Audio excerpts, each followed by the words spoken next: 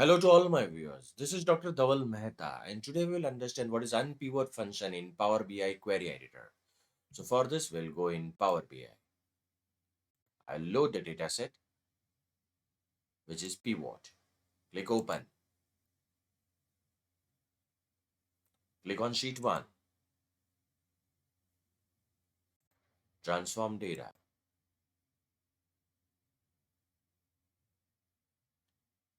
So at present, the orientation of the data is that in the first column, we are having the class.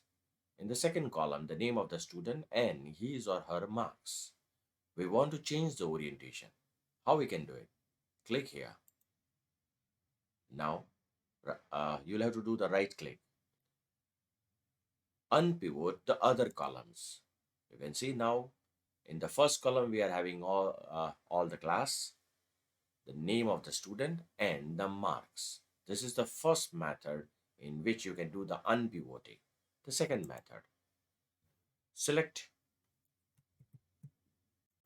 all the students, right click, unpivot only on selected columns, done, and you will get the same result.